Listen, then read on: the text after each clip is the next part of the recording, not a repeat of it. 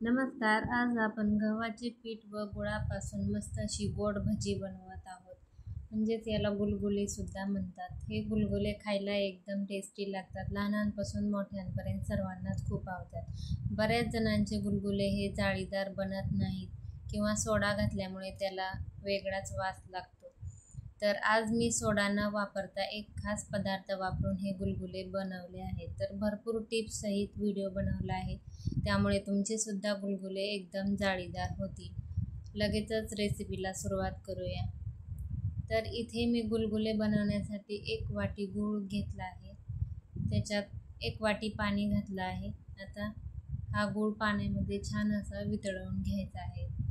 तुम्हाला जर घाई असेल तर तुम्ही गॅसवर हे ठेवून सुद्धा गरम करून सुद्धा गूळ वितळवून घेऊ शकता. तर इथे गूळ पाण्यामध्ये वितळला गेला आहे. आता याच्यामध्ये आपल्याला 1.5 वाटी गव्हाचं पीठ घालायचं आहे आणि गुलगुले छान खुसखुशीत होण्यासाठी इथे पाव वाटी रवा घातला आहे. आता हे छान आपल्याला मिक्स करून घ्यायचं आहे.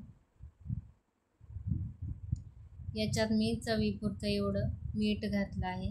छान असं हे मिक्स करून घ्यायचं आहे.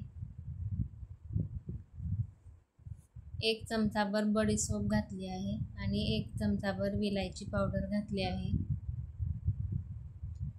छान असं हे फेटून घ्यायचं आहे.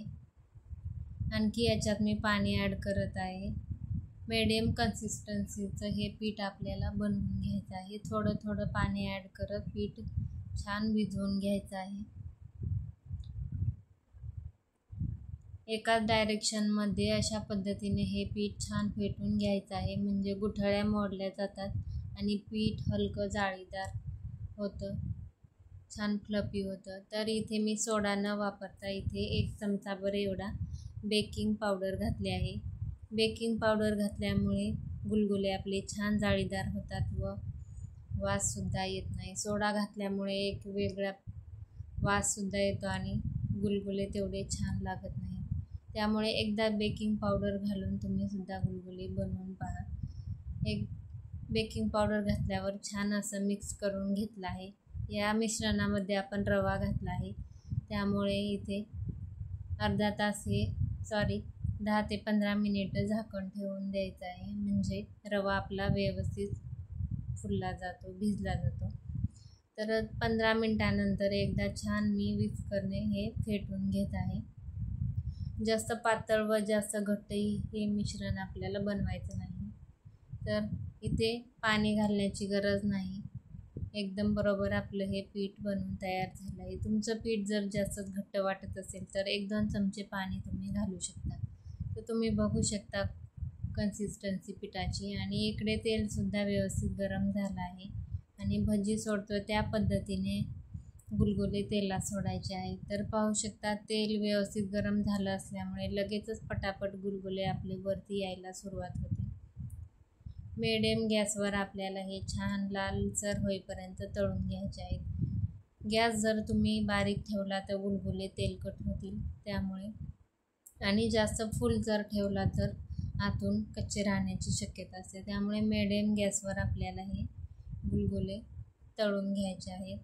पाहू शकता थोडासा गुलगुल्याचा कलर आपला बदलला आहे. आणखी छान लालसर होईपर्यंत तळून घ्यायचे आहेत. आणि तुम्ही पाहू शकता छान कलर आपल्या गुलगुल्यांना आला आहे. याच्यापेक्षा जास्त काळपट करायची गरज नाही. मी आणखी एक बॅच तुम्हाला सोडून दाखवत आहे. लगेचच गुलगुले पटापट आपले वर येतात. पीठ छान व्यवस्थित फ्लफी झालं असेल तर गुलगुले छान जाळीदार होतात. लगेच तेलात सोडल्यानंतर वरती येतात. जर पीठ तुमचं जास्तच घट्ट असेल तर ते तळाला चिकटले जातात.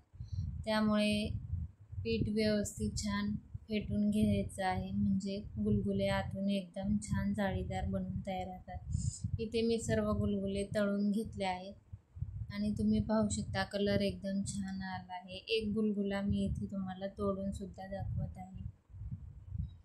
आणि तुम्ही बघू शकता एकदम छान जाळीदार असे आपले हे गुलगुले बनवून तयार झाले आहेत. आता मुलांना सुट्ट्या लागल्या आहेत, त्यामुळे हा पौष्टिक पदार्थ तुम्ही त्यांना मधल्या वेळेत खाण्यासाठी नक्की बनवून देऊ शकता.